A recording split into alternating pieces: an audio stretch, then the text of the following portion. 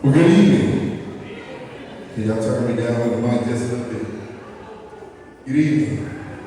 Well, it is good to be here. As he said, my name is Corey Tabor. I'm a purpose partner. I'm the founder and president of Triple I Coaching, where we inform, instruct, and inspire people to fulfill their purpose. And we help people discover significance by redefining success. Success, in our opinion, is obedience. When you do what you were created to do, then you live a successful life. And so I've got a couple of books on our table today that we are sharing today. Prioritizing Your Purpose, Ordering Your Life to Be Extraordinary, helps you discover your purpose, and then how to prioritize your own relationships, time, and money to accomplish it. And then I have the Being, the 30-day guide to being who God created you to be, which is an identity book that helps you to understand your identity. And then we're pre-selling right now, History of the Making, 7 Keys to Making History in Your Lifetime, which we'll be talking about a little bit in today. So on this week, we have been celebrating what Black people in Texas know as Juneteenth. June the 19th, 1867. On this date, Black people in Texas were told that they were legally free from slavery.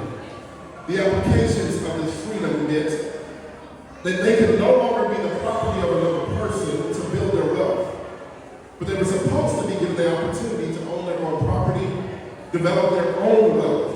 And initially, this reality of a dream of life where Black people would have the opportunity to serve in our government, own our businesses, and build a legacy.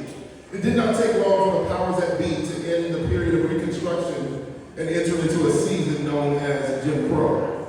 My father was born in 1944 as the oldest of 9 children to a mother who was a caregiver and a housekeeper and a father who was a mechanic. They lived on a farm, and so many of the food items they needed were provided by the produce they developed on the farm, in addition to their working and their farming. The children in the summer would pick cotton to earn additional money for the family. My father was 80 years old, and so that was not that long ago, just a generation ago. My father grew up in a time where he had to go to segregated schools and drink from colored water fountains. He was required to enter a restaurant through the back door, and he was required to sit on the back of the bus. I was born in 1976 in Great Falls, Montana, where my father served in our military and the Air Force to be exact. And I began to experience the reality of racism early on in my life. There were not a lot of Black people in Great Falls. I don't know if you know that Montana don't have a lot of Black folk. And so I was just a little over 1 year old when someone walked by our home and threw a rock through the window, shattering the glasses in my face. My father was serving our nation and had just returned from a year-long stint serving in Greece. And they were more concerned about a Black family being in their community than the way this Black family was serving their community. As I heard this story from my parents growing up, I endeavored to make sure that I was a Black person that other people would acknowledge, accept, and support. To be honest, my dad, who was serving as a bivocational pastor, was more committed to me learning about my identity in Christ than my ethnic identity as an African American in West Texas. So I grew up not really understanding my history as a Black person. All of the representations of Black people that I knew came from my local church, which was made up of primarily a lower middle class individuals on fixed incomes, and the images that I saw on TV. I enjoyed running track and cross country, but I wasn't a spectacular athlete. I was raised in a Pentecostal home, so I didn't get to listen to rap, hip hop, or R&B. So what was much of my culture described as Black did not describe me. And early on, I discovered that if I could articulate effectively and dress appropriately, then people that didn't look like me would accept me up until a point. As I was matriculating through the education system at Abilene, I began to be a strong student in English, history, speech, choir, and the freshman year, I was asked to join the honors choir, even though I couldn't read music, because in our church, we learned to sing by ear. I was quickly invited to join the speech team because I excelled in UIL, prose, and poetry, as well as extemporaneous speaking. I was asked to be involved in student government because I had served in our student council in middle school. And while I was performing well academically, I felt like an outcast socially. Due to the limitations of our denomination, I couldn't attend parties or go to dances, and I typically didn't engage in a lot of other activities many of my peers were engaged in. I wore big glasses before big glasses were cool. And I had a really poor haircut that my dad would so affordably provide for me for free $99. So my haircut was something like this. So my nickname was Steve Urkel in school. I was Urkel, and I would respond to that to keep from being bullied by the jocks. During my sophomore year in high school, I discovered that it was important for me to not focus on what others thought of me, but to choose to be who I was created to be. So I chose to drop out of sports and pursue academics so that I could go to college on an academic scholarship because I love studying more than I love sports. And I decided to end a 4-year relationship with a young lady because I was more committed to my academics than I was accompanying her in a normal life. And by the end of my sophomore year, I was voted class favorite. And by the end of my senior year, I was voted student body president, homecoming king, speech team president, and I earned 8 scholarships to go to the University of Texas at Austin with awards. I was experiencing what I like to call a rags to riches story. I went from being Steve Urkel to being Stefan Urkel. When I arrived at the University of Texas, where I graduated 25th in my class of over 400 students, I was enrolling in a program called Preview 1995, where 75 Black and Latino students would get the opportunity to study at the university during the summer to acclimate to the campus prior to the other 40,000 students joining us in the fall. And though all of my academic experiences happening, through all of the academic experiences and happenings, I never had a Black teacher in high school. And I never learned Black history. I literally thought that my parents wanted to keep me from becoming a militant Black man who would become shot in the streets. So they chose to focus more on my spiritual heritage than my ethnic heritage. To be honest, I was kind of scared of some of the Black students who came to the university because I had cousins in Dallas and Houston where they knew family members who had been shot. And it happened in their neighborhoods and friends who died while at school. So I was not that excited about that many Black people in my university experience. I was used to being one of the few Black people in my classes, one of the few Black people who was excelling academically. But I discovered this phenomenon while studying at the University of Texas called the Black Table. At most predominantly white institutions, there are cafeterias where students would eat meals before they have this whole food court concept where you go get your food and go sit where you want to sit. And so the primary place that we had breakfast, lunch, and dinner was in the cafeteria, and there was a table that we called the Black Table. All the Black students, when they arrived in the cafeteria, would congregate together and begin to eat and share their lives together. So while sitting at the table, the Black Table, I discovered that I had many of the same experiences that many of my Black friends who were at the University of Texas had experienced. We all had a grandmother that we called Granny, a Big Mama. We all had cousins that had nicknames that were given to them by the community, Pookie and them. And we all had that remote control for our parents where we had a wrench and we turned the television knob and the foil on the antenna helped us to get a signal. We all had a bowl of grease that came from the bacon that we set above the stove that would allow us to recook an item later in the week. But I was starting to realize that I wasn't that different from my other Black counterparts. Though I did not know all the rap artists and all the R&B songs, I didn't know what it was like to see a large group of people, a Black people in a park, celebrate their family reunion. In my freshman year, I enrolled in the African American history course, and I was immediately assumed that it would be the easiest class I had ever taken because I was Black. Dr. Kevin Foster was my first Black teacher ever. And within the first week of class, I discovered that though I was Black, I knew nothing about Black history.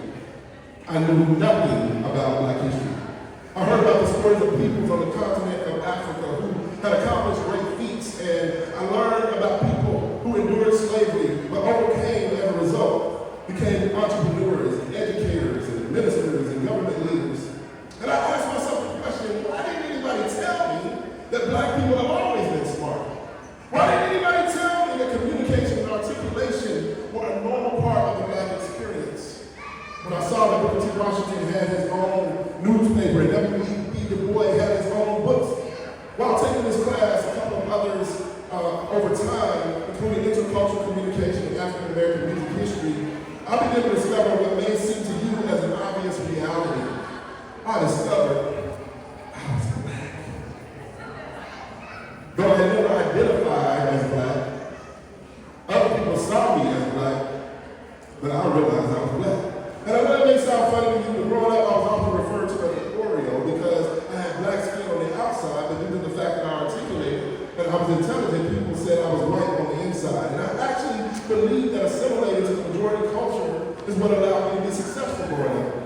And to be honest, it may have been what allowed me to stay alive.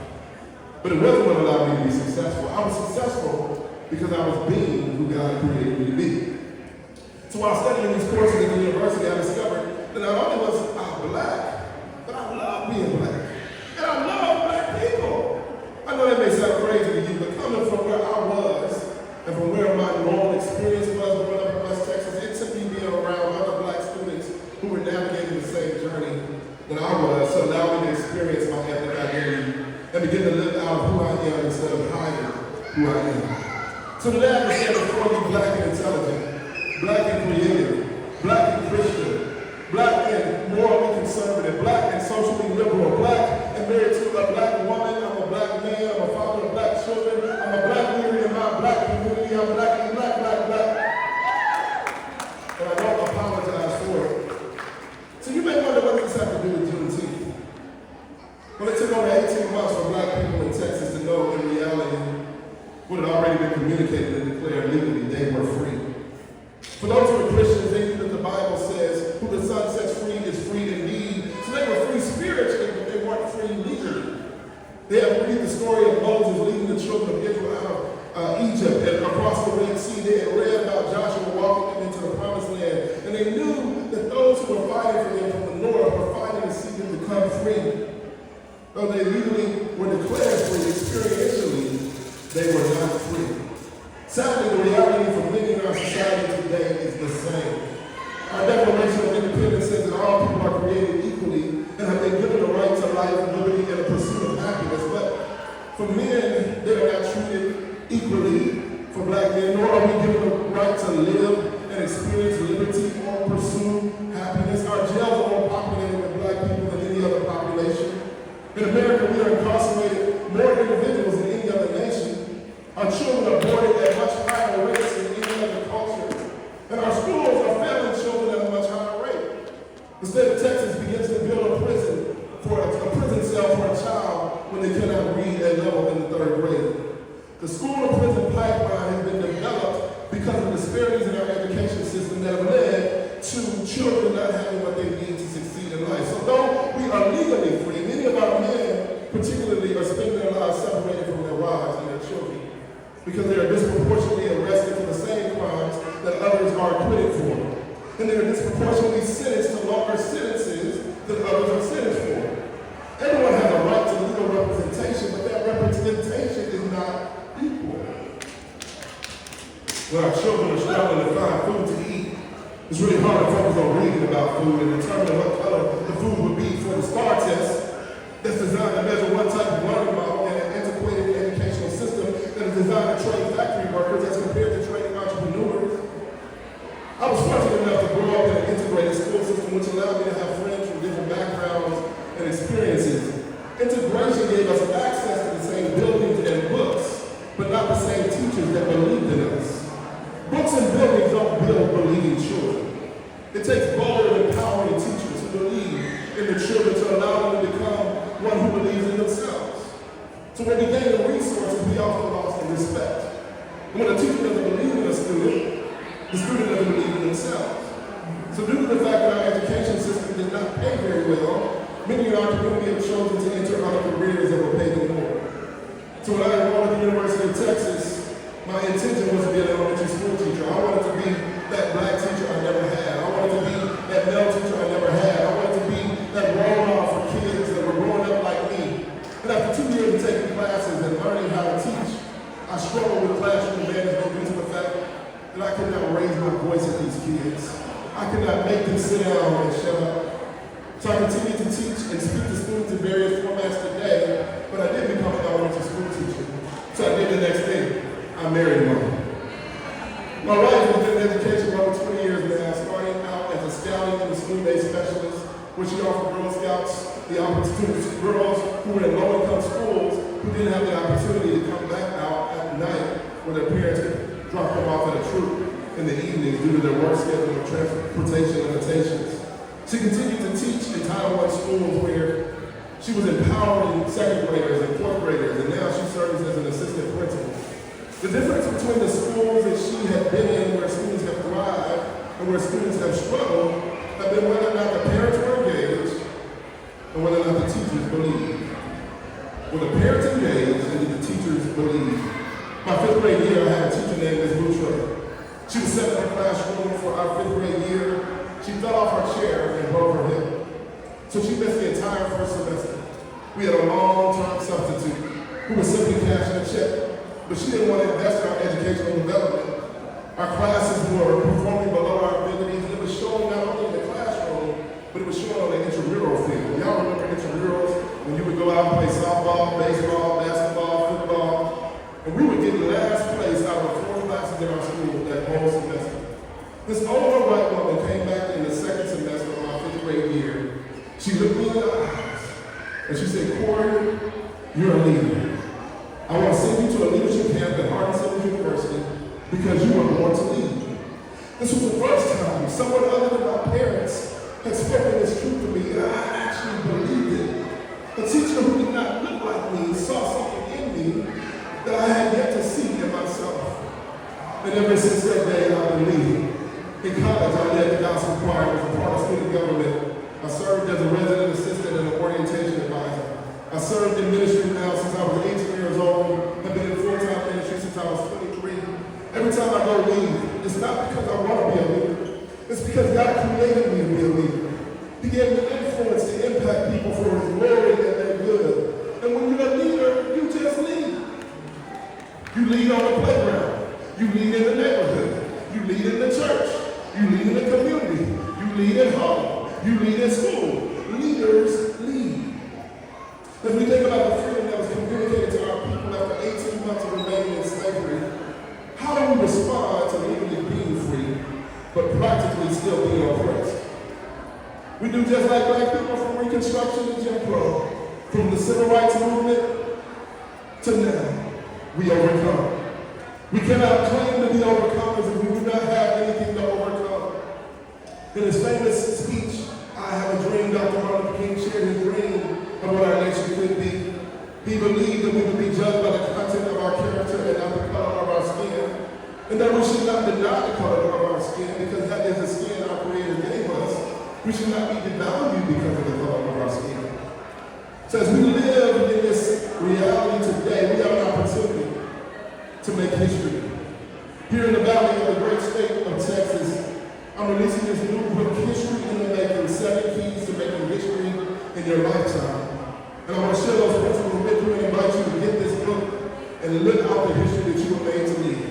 There are 2 E's connected to 5 E's that will help you make history. I said there are 2 E's connected to 5 E's that will help you make history. I said there are 2 D's connected to 5 E's that will help you make history. The first D is a decision.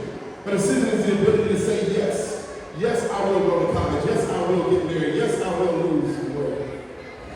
The second D is discipline. Discipline is the ability to say no so you can say yes to something else. No to play in a sport so I can say yes to going to college. No to marrying another woman so I can say yes to marrying the right woman. No to eating cookies at 11:30 at night so I can say yes to losing the world. Decision, saying yes. Discipline, saying no. The first E is excellence. Excellence is doing the best you can with what you have.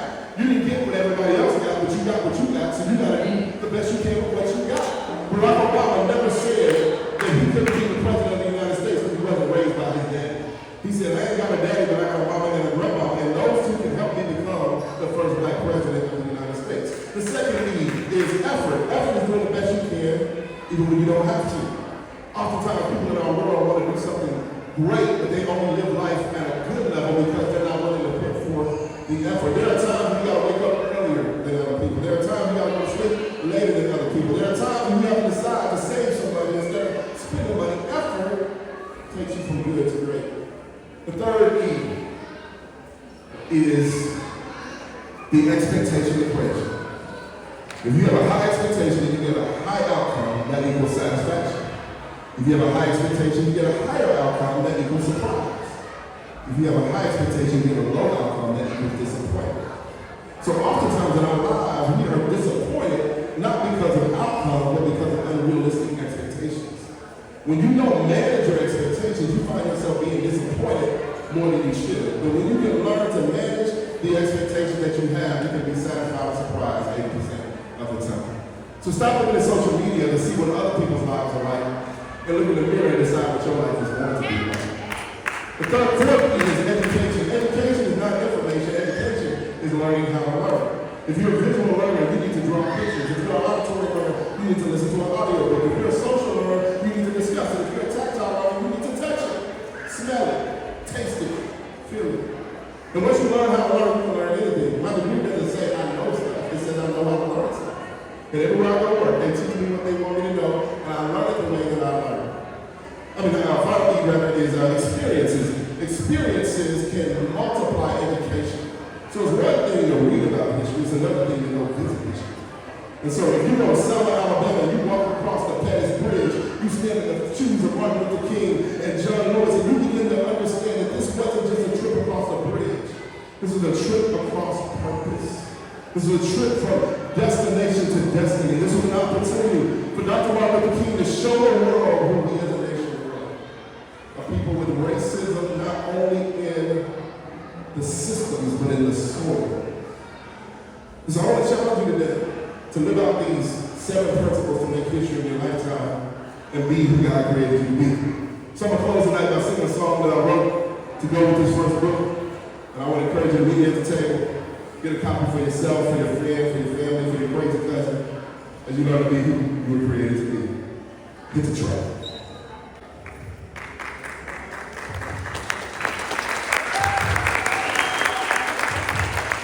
Turn it up. Y'all snap with me. Feel free, I'm made by the Creator who made this day. He formed my heart, he formed my frame. 237 pounds. I'm exactly the way that he made me. I'm not perfect, but I'm forgiven. Walking in his grace is how I'm living. I never died, but now I see. Because I know the power of being in me, so I am being free. Because I being me, I am being free. Because I being me, I am being free. Because I being me. I'm everything God created me to be. And I am being me. Here's your part. Say, oh, yeah. I'm gonna say, I am being me. Here we go. Oh, yeah. We got the Valley Choir up in here. Here we go. For many years I looked in the mirror. I didn't like what I see. People looked, people laughed. You won't believe it, but they made fun of me. And then one day I heard the Savior. He gave me a new name. He spoke to my heart and said, Corey, you're exactly the way I made you.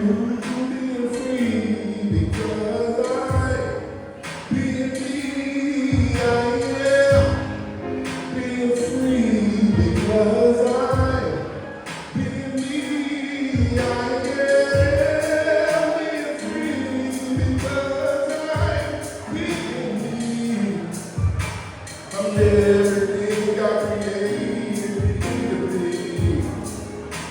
And I am being me.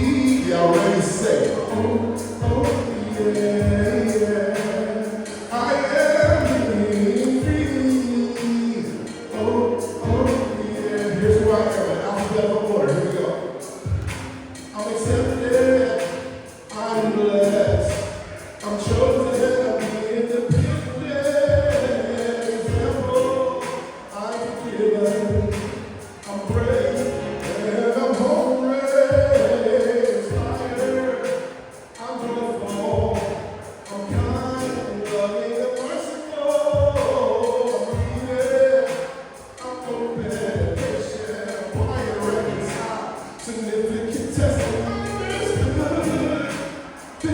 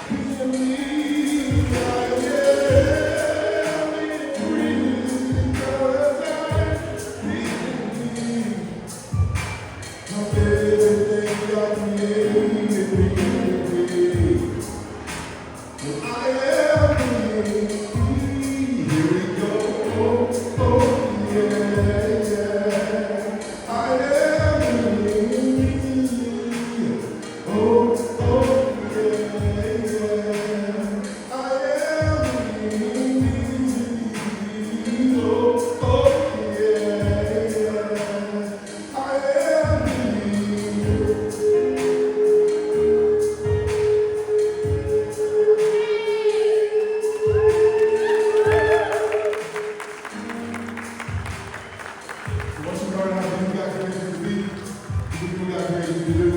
So I want to encourage you to go out and be you. Nobody can do what you do the way you do it. You do it that way. There you are. Have a great evening. I was bound, but now I'm free, because I've learned the power of being me. So I am being free, because I'm being me. I am